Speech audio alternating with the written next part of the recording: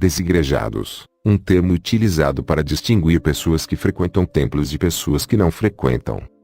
Esse assunto tem gerado muita discussão na internet, pois o número de desigrejados vem crescendo a cada dia, e isso tem sido uma preocupação para os líderes religiosos, pois quanto menos pessoas frequentarem seus templos, menor será a renda do fim do mês.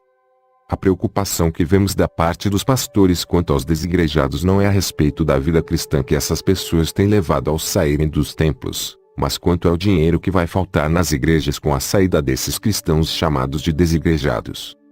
O termo desigrejado não deveria nem ser utilizado para definir uma pessoa que deixou de frequentar templos de pedra, pois a verdadeira igreja não é a construção de cimento e tijolo, mas nós seres humanos, restaurados, santificados e salvos pela graça.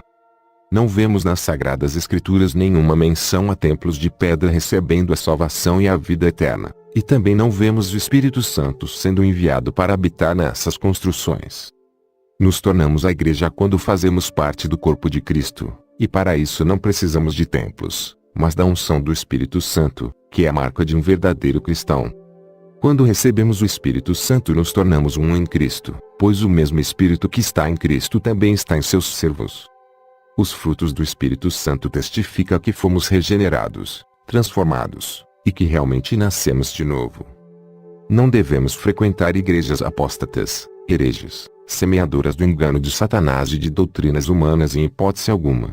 É melhor deixar de frequentar um templo religioso do que se contaminar com o engano de Satanás. Cristo jamais disse para os discípulos continuarem seguindo aos ensinamentos dos fariseus para que pudessem continuar tendo acesso livre ao templo. Muito pelo contrário, Cristo os ensinou a se afastarem do fermento dos fariseus, das doutrinas de homens e de demônios. Cristo não nos ensinou a aceitarmos o engano só para termos comunhão com as pessoas que espalham esse engano. Cristo disse para termos cuidado com certos ensinamentos. Devemos rejeitar todo engano, todo falso evangelho, até mesmo se vier da parte de um anjo do céu. Dizer para qualquer cristão que ele deve frequentar um templo, mesmo que a mensagem pregada nesse templo torne 2 vezes mais próximo do inferno, é anular a própria mensagem do evangelho, que é de libertação e salvação. Um cristão verdadeiro não pode viver no engano nem compactuar com o mesmo. Um cristão não pode ensinar mentiras e nem viver na mentira. Um cristão que enxerga a verdade não pode continuar a obedecer à mentira. Paulo, quando deixou de ser Saulo, jamais voltou para os fariseus, para continuar obedecendo aos falsos ensinamentos dos fariseus. Quando ele foi liberto do engano, ele deixou de seguir o engano e passou a ensinar a verdade.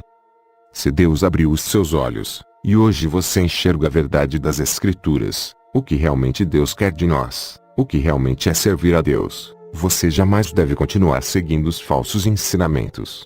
Você não precisa continuar frequentando os templos onde a mentira é ensinada. Jamais, em hipótese alguma, frequentar um templo imundo será melhor do que se afastar dele. Lembre-se do que Cristo disse: um prosélito feito pelos pastores dessas igrejas estão 2 vezes mais próximos do inferno do que o próprio pastor que os desvia da verdade. Não fomos ordenados por Cristo a seguir homens, nem a frequentar templos para que de fato sejamos um cristão, ou para que sejamos salvos. A salvação é pela graça, não pela visita ao templo. A falta de ida ao templo jamais anulará a salvação pela graça.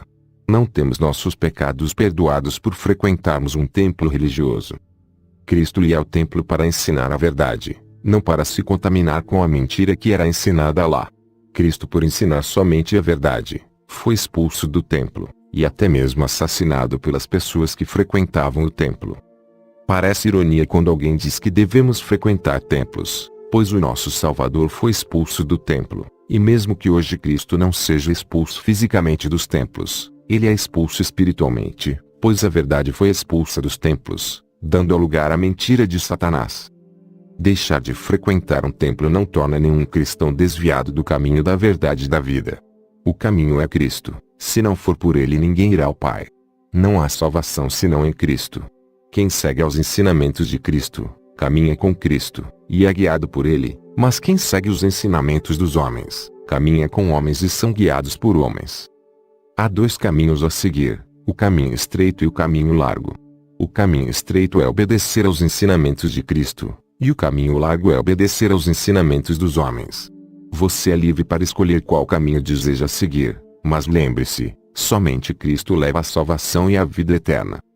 Cristo, que desceu dos céus para morrer por nós, para cumprir a lei, e para nos ensinar, não deu nenhuma ordem para a construção de templos. Ele não nos ordenou a frequentarmos templos. A ordem foi: ide pregai o Evangelho. Ele não disse: ide fazer templos grandes e luxuosos.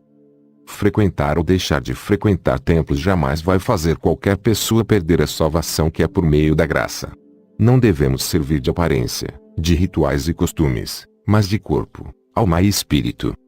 Frequentar o templo não é evidência de uma pessoa convertida, liberta do engano, salva e obediente aos ensinamentos de Cristo. Não seja enganado. Não frequente nenhum templo onde a vontade de Satanás é realizada pelos pastores hereges.